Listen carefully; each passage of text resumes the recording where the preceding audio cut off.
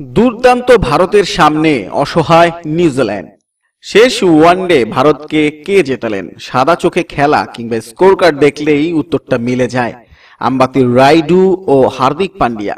পার্শ্ব নায়ক হিসেবে কেদার যাদব ও বিজয় শঙ্করের নামও বলা যাবে, কিন্তু ম্যাচটা ভারতের পকেটে পুরে দেওয়ার কৃতিত্বটা সম্পূর্ণ ভিন্ন একটি নামের, মহেন্দ্র সিং ধোনির। আবারও ক্ষুরধার মস্তিষ্ক আর উপস্থিত বুদ্ধি দিয়ে ধোনি বুঝিয়ে দিলেন কেন মাঝে অতটা বাজে ফর্মের মধ্য দিয়ে যাওয়ার পরও বিশ্বকাপ দলে বিরাট কোহলির পরই তার নামটা লিখে রেখেছেন নির্বাচকেরা। সিরিজ ভারত জিতে গেছে তৃতীয় ম্যাচ শেষে। ৩৫ রানে পঞ্চম ওয়ানডেটা জিতে ওয়ানডে সিরিজের ব্যবধান ৪-১ করে নিয়েছে সফরকারীরা, যা আজ দিনের প্রথম আধা ঘন্টায় কল্পনাও করা যায়নি। ভয়াবহ এক ব্যাটিং বিপর্যয় শুরুতে বলার নামগুলো কাটিয়ে না উঠলে আজও ১০০-র নিচে গুটিয়ে যেতে পারত ভারত। সেটা শেষ পর্যন্ত ২৫২তে থেমেছে ভারত। জয়ের জন্য নিজেদের মাঠেই যে স্কোরটা অনেক বেশি মনে হলো নিউজিল্যান্ডের। তারা করতে নেমে শুরুতে একের পর এক উইকেট হারিয়েছে নিউজিল্যান্ড। সে ধাক্কা থামলাতে কেন উইলিয়ামসন রীতিমতো টেস্ট খেলেছেন, কিন্তু কেদার যাদবের না স্পিন না স্লোয়ার বোলিং এর কাছে হার মেনেছেন ৭৩ বলে ৩৯ করা উইলিয়ামসন। ৩১ ওভারের ৬ উইকেট হারিয়ে ফেলার পরও নিউজিল্যান্ড জয়ের আশা দেখছিল, কারণ উইকেটে জিমি নিশাম ছিলেন।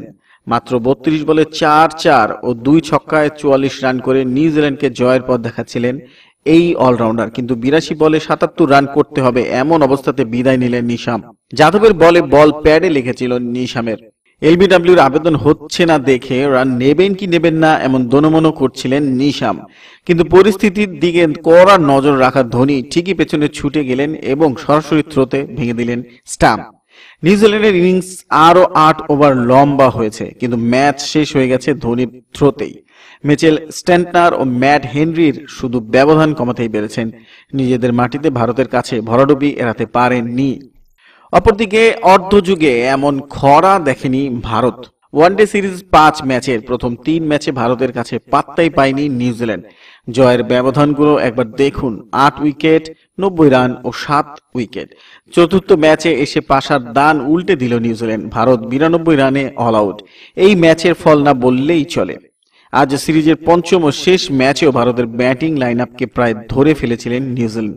১১৬ রান তুলতেই ৫ উইকেট নেই, কিন্তু আম্বাতি রাইডুর ৯০ আর শেষ দিকে হার্দিক পান্ডিয়ার ২২ বলে ৪৫ ভারতকে এনে দেয় ২৫২ রানের লড়াকু স্কোর। বিরাট কোহলির অনুপস্থিতিতে ভারতের টপ অর্ডার যে কিছুটা ভুগছে সে নিয়ে কোনো সন্দেহ নেই।